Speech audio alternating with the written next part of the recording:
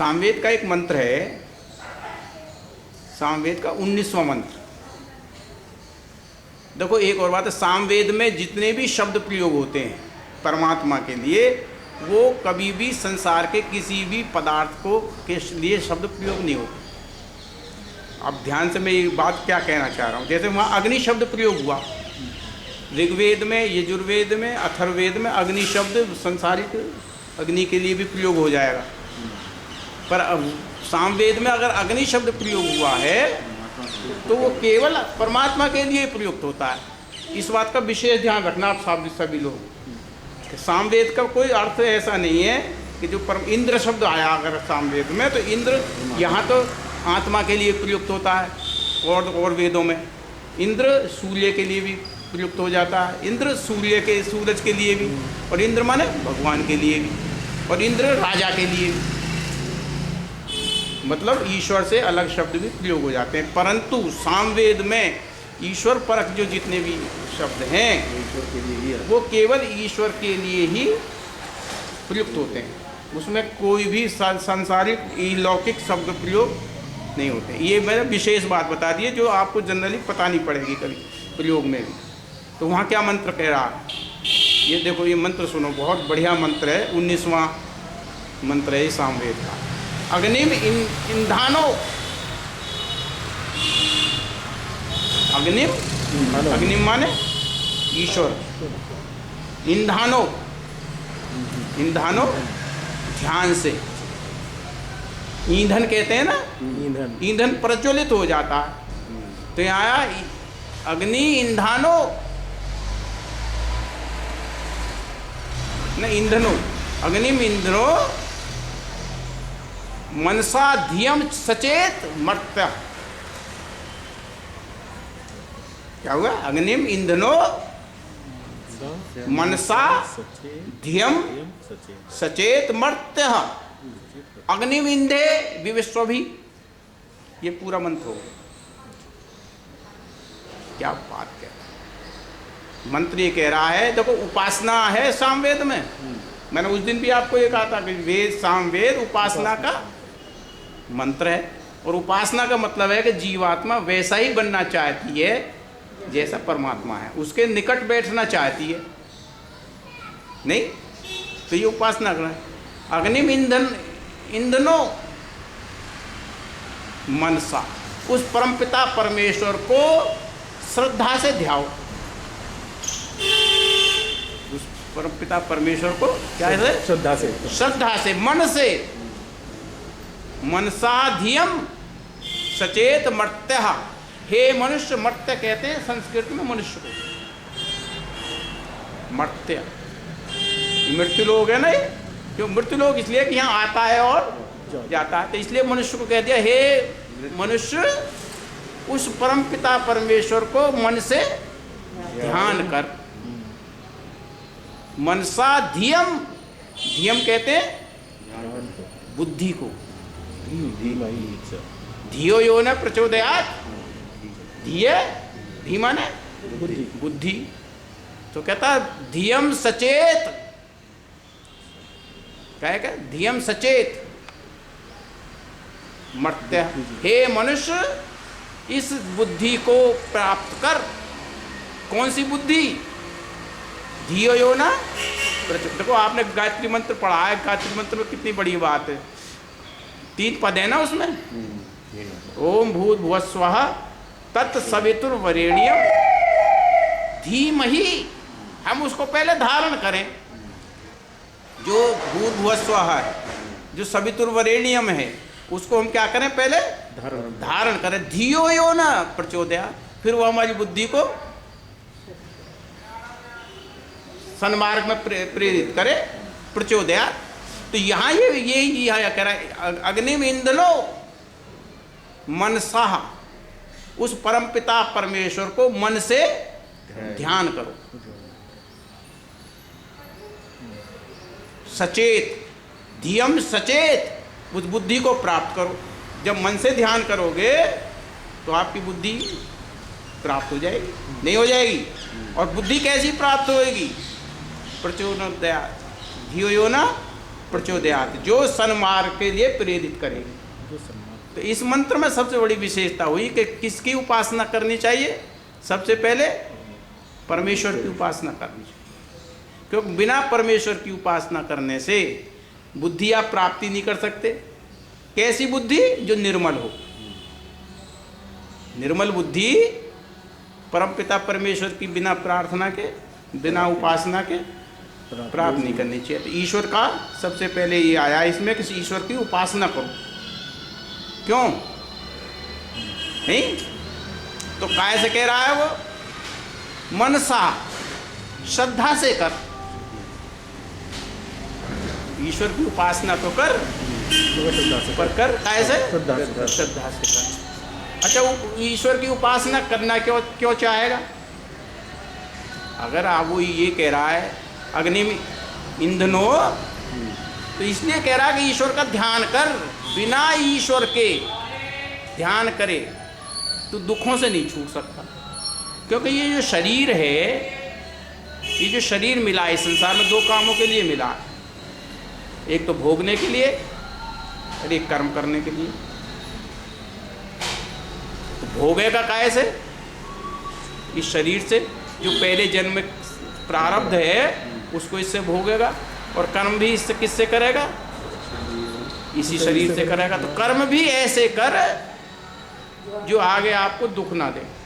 कुर्वन् एव इहि कर्माणि, पहले हमने एक मंत्र में बताया था ना यजुर्वेद में, कि ऐसे कर्म करते, उत्तम कर्म करते ही संसार में जीने की इच्छा कर। तो इस शरीर से जो है आप करे, काय से करे? श्रद्धा से। और शरीर से काम कर, शरीर से काम करेगा तभी ये शरीर से छुटकारा मिलेगा। क्योंकि सबसे बड़ा जो शरीर, ये शरीर है, ये ही सबसे बड़ा दुख का कारण। ऋषि दयानंद लिखते हैं कि जब तक जीवात्मा शरीर में रहेगी, जब तक मनुष्य शरीर को धारण करता रहेगा, तब तक वो दुखों से अलग नहीं हो सकता। तो फिर इसमें शरीर से अलग होने का क्या तरीका है? क्यों भाई? शरीर से छूटे कैसे? सबसे बड़ी बात, अगर ये शरीर ही छूट जाएगा तो दुख नहीं होने का। और जब दुख नहीं होगा तो मुक्ति में चला ही जाएगा। तो इसीलिए शरीर को छोड़ने के लिए तो सद्बुद्धि को प्राप्त कर। बुद्धि कहाँ से मिलेगी? परमपिता परमेश्वर के। इसीलिए उसी की उपासना कर तू। आई बात समझ में नहीं आई? तो उपासना क्यों करे? अब ये बात आई कि उसकी उपासना कर, पर उसकी उपासना क्यों करे? उपासना इसलिए करेगा कि उपासना करने से, परमपिता परमेश्वर की उपासना करने से सबसे पहले बुद्धि निर्मल हो जाएगी। और बुद्धि निर्मल होने से आपके अंदर विवेक पैदा हो जाएगा। सही क्या है और गलत क्या है। जब सही गलत हो जाएगा तो आपके कर्म शुद्ध हो जाएंगे, और कर्म शुद्ध हो जाएंगे तो फिर परमपिता परमेश्वर से सीधा संपर्क हो जाएगा। और जब सीधा संपर्क हो जाएगा तो ये शरीर फिर रहेगा ही नहीं, सीधा मोक्ष में चले जाएगा। नहीं, यही तो है उसमें। क्यों भाई? तब क्या लिखता है उसमें? ऋषि क्या लिखता है? ऋषि लिखता है दुख जन्म प्रवृत्ति दोष मिथ्या जाना नाम उत्तरोत्तर अपाय तदनंतर अपाय अपवर्ग। दुख जन्म प्रवृत्ति दोष मिथ्या जाना नाम तदनंतर अपाय। और फिर कहता तदनंतर अपायात अपवर्गा। जैसे ही बुद्धि निर्मल हो जाएगी, बुद्धि से कर्म ठीक हो जाएंगे, तो आपके फिर न जन्म होगा। क्यों?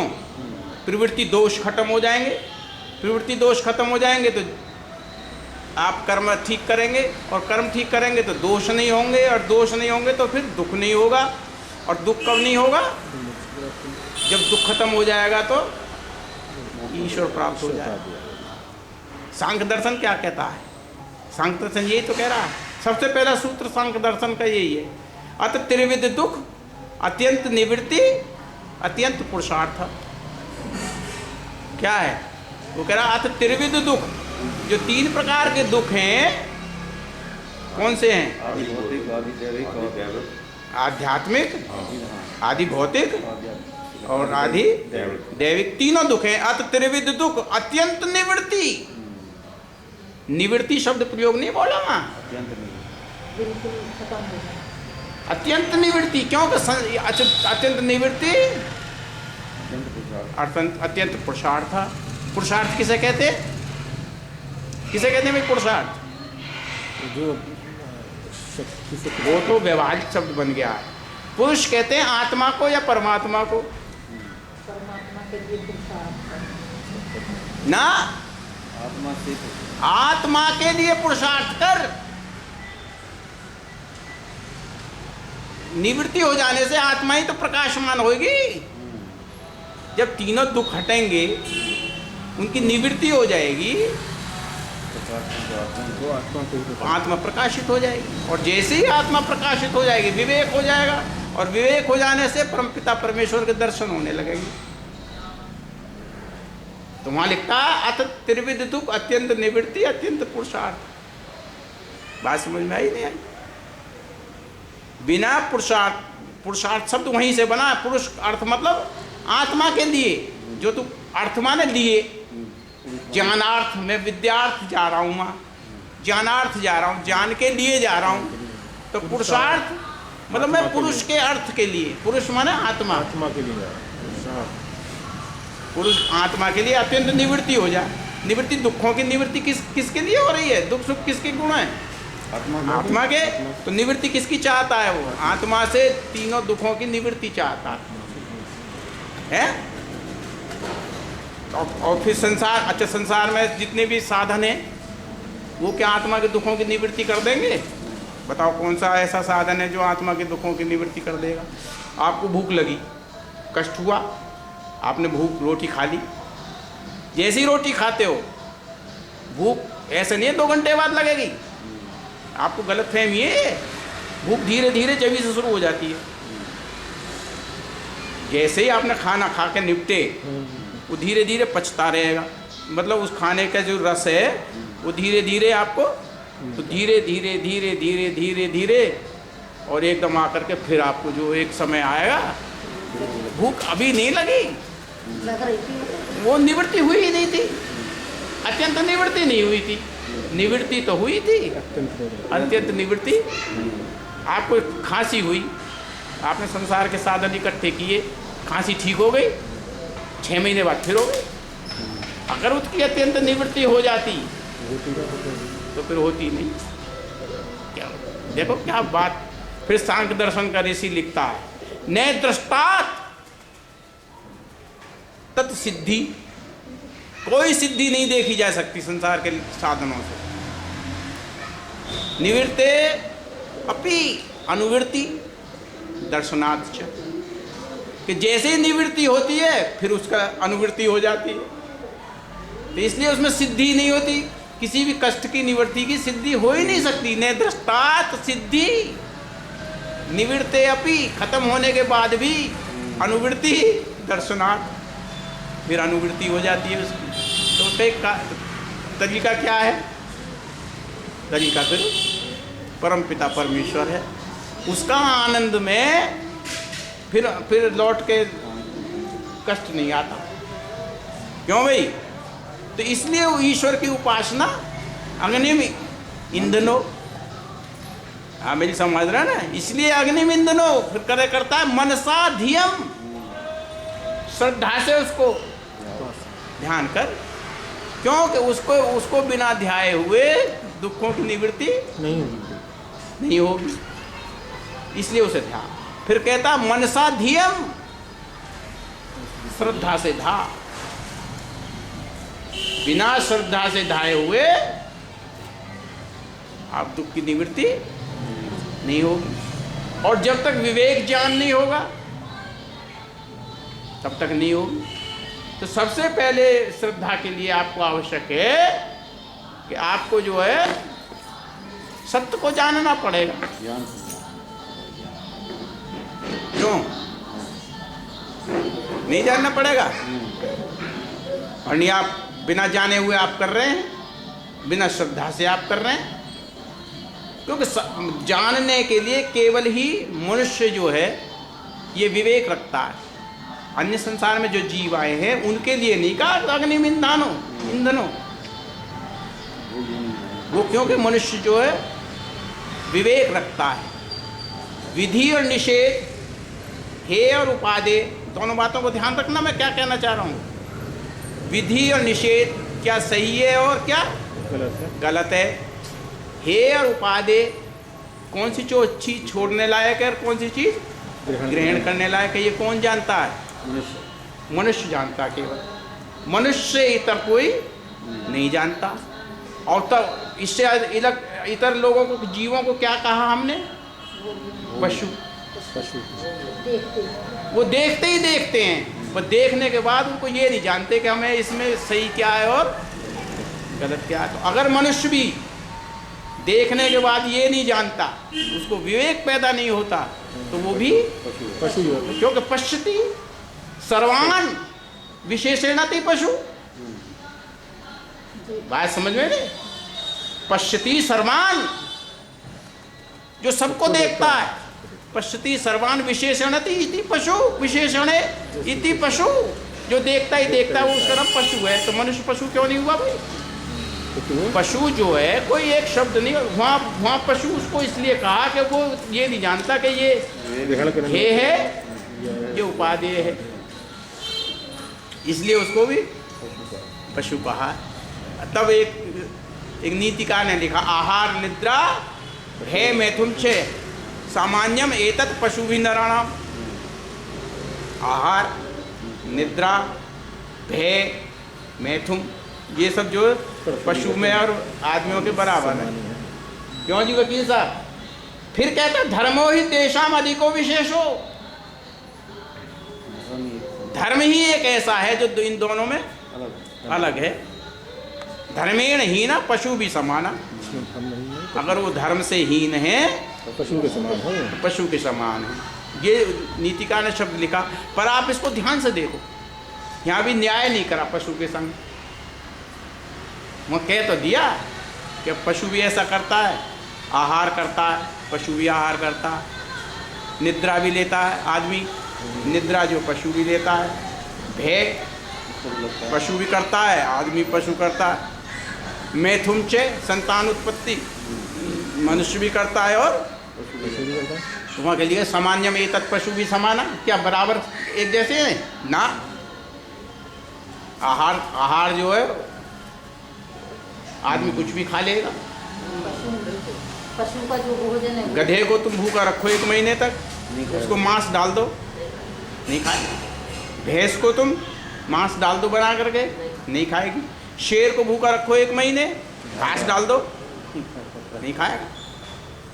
आदमी ही एक ऐसा है जो सब कुछ खा लेता। हुआ पशु से भी बदतर, क्योंकि उसने हेय और उपादेय को जाना ही नहीं। तो इसीलिए ईश्वर को ध्यान के लिए बुद्धि चाहिए। बुद्धि चाहिए तो धर्म, बुद्धि से धर्म पैदा होगा। धर्मो ही तेषाम अधिको विशेषो। क्यों? आहार निद्रा। कभी आपने चींटी को दिन में सोते देखा? बताओ, कभी आज तक देखा हो? चिड़िया को कभी सोते हुए देखा दिन में? क्यों भाई देखा? आप कहीं दुनिया की उसमें संग्रहालय में चला जाना, कहीं दिन में भी कोई पक्षी नहीं कभी नहीं सोती, कोई जीव सोता ही नहीं, मनुष्य के सिवाय जब चाहे जब सो जा। फिर भय जो है, मनुष्य हमेशा खाए रहता कि 10 साल बाद ऐसा होएगा, यार उस समय क्या करूँगा मैं, ये कैसे करूँगा, वो कैसे होगा। और पशु जो है जब आता है उसी समय, जिस समय उत्पन्न होता है उसी समय वो भयभीत होता है। उसके न पहले भयभीत होता है न उसके जाने के बाद उसके दिमाग में कोई भय रहता है। क्यों जी? मैथुन च संतान उत्पत्ति में भी देख लो, उसका एक नियम है। मनुष्य का कोई नियम है संतान उत्पत्ति में? नहीं है। तो इसीलिए उसको कहा कि धर्मो ही तेषाम अधिको विशेषो। धर्म ही एक ऐसा है जो ये बताता है कि ये मनुष्य और ये पशु है। वरना अगर देखने के पशु के हिसाब से देखा जाए कि दोनों ही देखते हैं, तो मनुष्य भी देखता है पशु भी देखता है। पशु ज़्यादा ईश्वर के उसके स्वाभाविक गुण हैं, ईश्वर प्रदत्त, और मनुष्य के नैमित्तिक गुणों में जीता है मनुष्य। बात समझ में आ रही है ना? स्वाभाविक गुणों नैमित्तिक गुणों में तो अंतर समझते हो गए। तो इसीलिए परमेश्वर को जानने के लिए उसको धर्म को समझना पड़ेगा। धर्म क्या है? क्यों भाई? धर्म है सत्य। सत्य का नाम धर्म है। नहीं सत्यात् परो धर्मः। उपनिषद कह रहा सत्य से कोई बड़ा धर्म है ही नहीं। न अंतात् पातकम परम, न झूठ से बड़ा कोई पाप है। नहीं सत्यात् परम ज्ञानम, सत्य से बड़ा कोई ज्ञान नहीं है। तस्मात् सत्यम समाचरेत, इसलिए सत्य में ही आचरण। तो ये सत्य का नाम ही तो धर्म है। धर्म कहते हैं कर्तव्य बोध को, और कर्तव्य बोध वो है जो वेद के अनुसार हो। तब वैशेषिक दर्शन ने लिखा ये तो अभ्युदानी निश्चय सिद्धि से धर्म। जिस कर्तव्य बोध से, जिस सत्य के आधार पर लेकर के इस संसार के सुख प्राप्त होते हैं और परमात्मा का आश्रय प्राप्त होता है, उसको धर्म कहते हैं। अब लोगों ने धर्म जन क्या मजाक चीज़ बना दी, ये मेरा धर्म है तेरा धर्म है। धर्म तो सबको संसार में सबका एक है। पानी चाहे अमेरिका का हो चाहे भारत का हो, प्यास बुझाने के काम आता है। अग्नि चाहे यहाँ की हो चाहे अग्नि किसी दूसरे देश की हो, सब जलाने के काम आती है। वायु सब जगह सांस लेने के काम आती है। तो इन सब चीज़ों का एक धर्म है। तो ऐसे ही मनुष्य मात्र का भी एक ही धर्म है, पर वो है सत्य। तो सत्य को पहले जान। सत्य को जानेगा नहीं, जो तू चाहेगा कि मैंने तो ऐसे ही कर रहा हूँ, तो ये तो मेरी ऐसी वो है मेरे मन में, तो ये सत्य थोड़ी हो गया। सत्य तो सत्य है, तुम्हारे कहने से सत्य थोड़ी हो जाएगा कि जी मैं तो ऐसे मानता हूँ। तेरे मानने से क्या हो गया भाई? 2 और 2 4 तो सबके लिए एक जैसे हैं। तुम कहने लगो 2 और 2 6 होते हैं, तो वो मान ली जाएंगे क्या ये सत्य है? तब 1977 में यजुर्वेद का 19वां अध्याय के 17वें मंत्र कह रहा है। क्या कहता है? दृष्टा रूपे व्याकरोत सत्य अनर्थे प्रजापति। उस परमपिता परमेश्वर ने अपने सत्य ज्ञान से सत्य और असत्य को अलग अलग कर दिया। दृष्टा रूपे व्याकरोत, अलग अलग कर दिया। व्याकरण में क्या होता है? एक नियम होता है ना, ये ऐसे है ये ऐसे है, इसके मिलने से ऐसे हो जाएगा। तो दृष्टा रूपे व्याकरोत सत्य अनर्थम प्रजापते। फिर कहता अश्रद्धा अनर्थम एदधात। झूठ में तो अश्रद्धा पैदा कर दी, सत्य श्रद्धा सत्य प्रजापति, और सत्य में श्रद्धा पैदा की है। क्योंकि श्रद्धा जो शब्द बना है वो श्रत धंधा है। श्रत माने सत्य, सत्य, और धा माने धारण कर। पहले श्रत को जान तभी तो धारण करेगा यार। श्रद्धा कैसे बनेगी? श्रत धन धा, सत्य को धारण करना श्रद्धा कहलाती है। अब तुम कहने लगे मेरी तो ऐसी श्रद्धा है। बहुत से लोग कहने लगे जी तुम्हारे ऐसे क्या मतलब? मेरी तो ऐसी श्रद्धा, तो मैं श्रद्धा कर इस मेज में लखनऊ में ले बैठ, इसमें बैठ, लखनऊ जा बैठ जाए, बन जाएगी श्रद्धा से। क्यों भाई? सत्य को धारण करेगा तभी एक इसका नाम श्रद्धा है। तो इसीलिए हमेशा परमात्मा को समझने के लिए पहले सत्य को जानना पड़ेगा, और सत्य नाम धर्म है। धर्म को जाने, धर्मो ही तेषाम अधिको विशेषो। अगर आदमी के पास धर्म नहीं है तो फिर वो विवेक खो देता है, और जब विवेक खो देगा तो फिर सही और गलत का उसे कोई, और वैसे ही फिर क्रिया करेगा। फिर इसका दूसरा जो हिस्सा आया मंत्र का, पहले तो आएगा श्रद्धा से आप उसको ध्यान, फिर दूसरा क्या आया? नहीं, पहला तो ये आ गया कि उसकी उपासना करें। दूसरा अब आया कि श्रद्धा से करें। मनसा श्रद्धा से, मन से। वेद कहता है मन से जप कर, उस परमपिता परमेश्वर का मन से जप करने का मतलब यही है कि वो श्रद्धा से कर। हम तो इसलिए हम मन से तो करते नहीं है, मन तो कहीं और है, और काम हम करना चाहते तो मन से नहीं करोगे तो प्रभु को प्राप्त कर लोगे क्या? नहीं।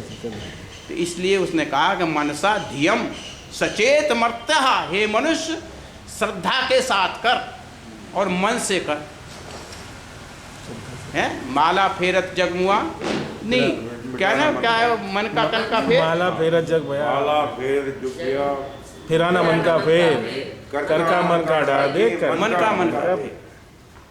माला तो कर में फिरे, जीव फिरे मुख माह, मनुआ तो चहुदिस फिरे, ये तो सुमरन ना।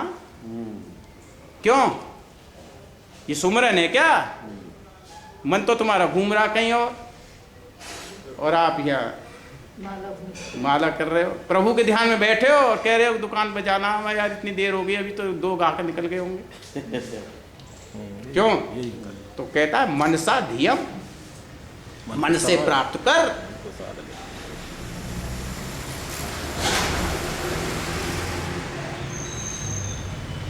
फिर क्या लिखा?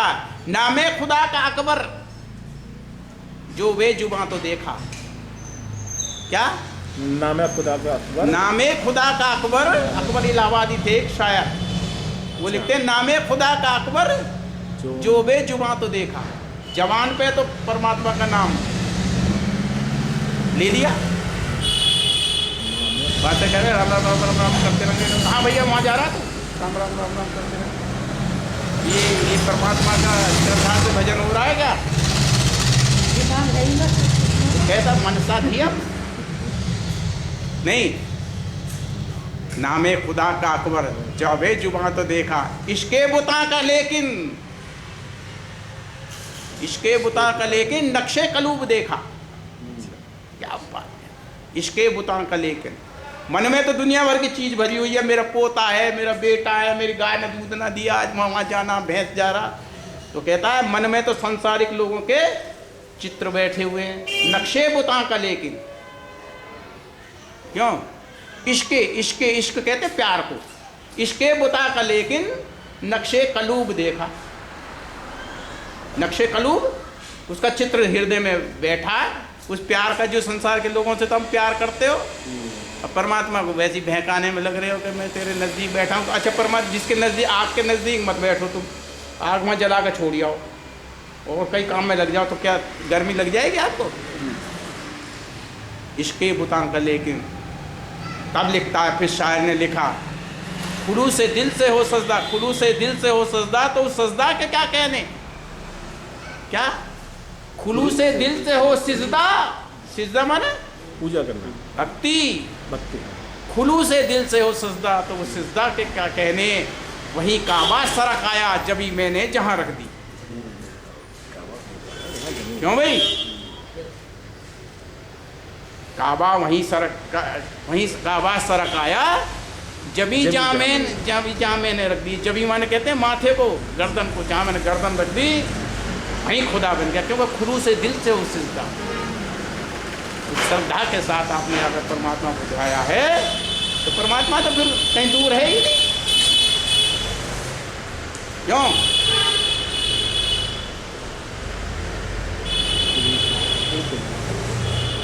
जो डर के नारे दो जग से खुदा का नाम लेते हैं, जो डर कर नारे दो जग से, अरे कष्ट आ जाएंगे, फलाने आ जाएंगे, भगवान का नाम ले लो तो सब हो जाए। क्या नाम है वो? हनुमान जी का नाम ले लो, सब भय दूर हो जाएंगे। क्या है वो सुना में थे? हनुमान चालीसा में नाम पढ़ा है, सब सके संकट पी राजन, क्या क्या हो जाएंगे। वैसे तो कहाँ सोच रहा और हनुमान जी का नाम ले रहा। ये जो शेर एक कौन बोला था इसमें, मैंने अभी क्या, जो डर कर नारे दो जग से खुदा का नाम लेते हैं। क्यों? जो डर करके ये सोच के कि यार इससे हो जाएगा, ये खाली बुझ दिलाना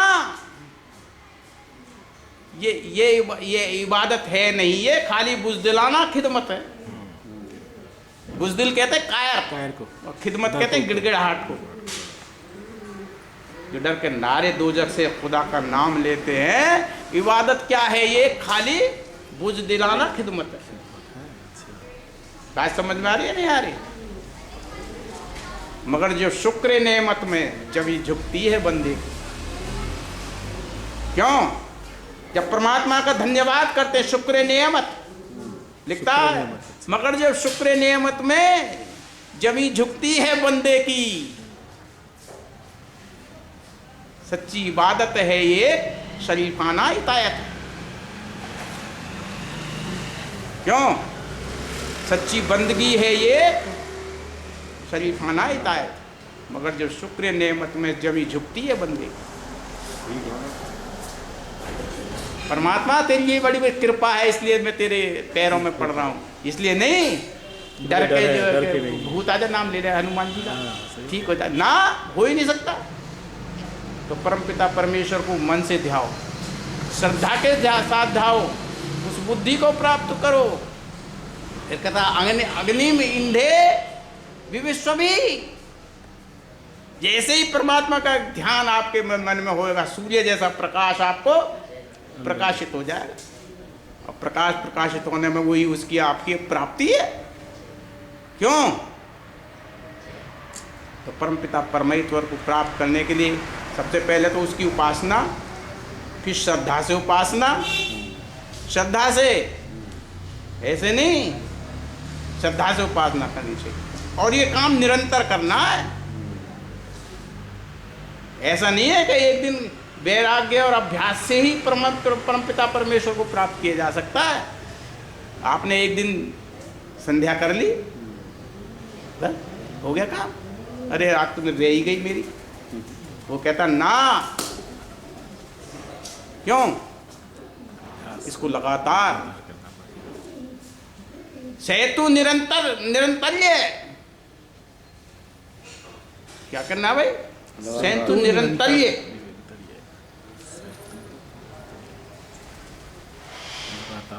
सत्कारा से भी तो दृढ़ भूमि, ये जो संसार है ये बहुत दृढ़ भूमि है। इस दृढ़ भूमि पे लगातार आपको अभ्यास और वैराग्य से लगातार चलना पड़ेगा। और नहीं, लगातार नहीं चले, उपासना लगातार नहीं हुई, तो फिर ईश्वर नहीं मिलेगा। निरंतरता बनाए रखिए। ये नहीं आज चले गए जी, कल को नहीं गए जी, आज सत्संग कर लिया, कल को नहीं कर लिया, जब मर्जी आया जब मर्जी कर लिया, ना कर लिया ना कर लिया। इसमें निरंतरता बहुत जरूर। तब लिखता है शायर, चला चलिए चलना भी दलीले कारनामी है। क्या है? चला चले चलिए, हाँ, चलना भी दलीले कारनामी है। जो थक कर बैठ जाते हैं उन्हें मंजिल नहीं मिलती। दलीले कारनामी ये भी सफलता का लक्षण है। चले चलिए चलना भी दलीले कारनामी है। जो थक कर बैठ जाते हैं उन्हें मंजिल नहीं मिलती। तो इसलिए प्रभु का निरंतर अभ्यास करिए, उस परमपिता की परमेश्वर बुद्धि से काम करिए, उसका परमपिता परमेश्वर को श्रद्धा से धाइए। ऐसा नहीं है कि ये आसान काम है, ये दृढ़ भूमि में चलना है लगातार निरंतर।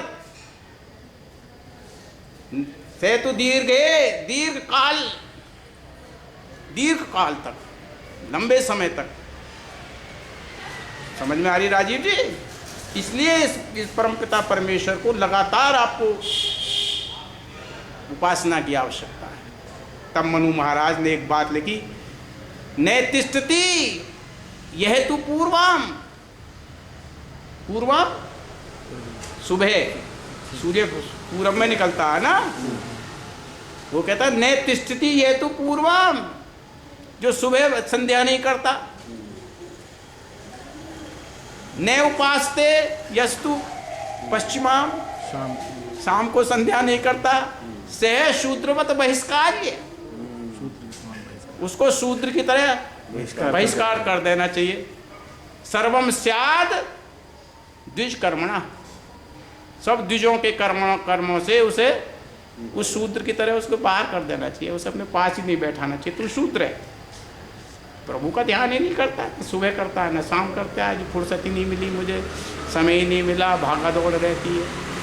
तो चाहता है कि ईश्वर से सुख मिले। सुख मिलता है केवल उसी के सानिध्य में सुख मिलता है, क्योंकि वो परमानंद है। संसार में सुख है, संसार में आनंद नहीं है। आनंद वही है जहाँ उसमें दुख ना हो। संसार का कोई सुख ऐसा नहीं है जिसमें दुख ना हो। इसलिए अग्नि में ईंधनो, उस परमपिता परमेश्वर को मनसा धियम सचेत मर्त्य, हे मनुष्य उस बुद्धि को प्राप्त कर, श्रद्धा के साथ जो ईश्वर को ध्याए। बात समझ में? अग्निमिंदे विविश्व भी, अग्नि ईश्वर के संपर्क में आते ही वह प्रकाशित हो जाता है। विविश्व भी, वह सूर्य की तरह, किरणों की तरह आपके अंदर उसको प्राप्त कर, उस परमपिता परमेश्वर को उपासना कर। ये इस मंत्र की व्याख्या। ओम देव शांति।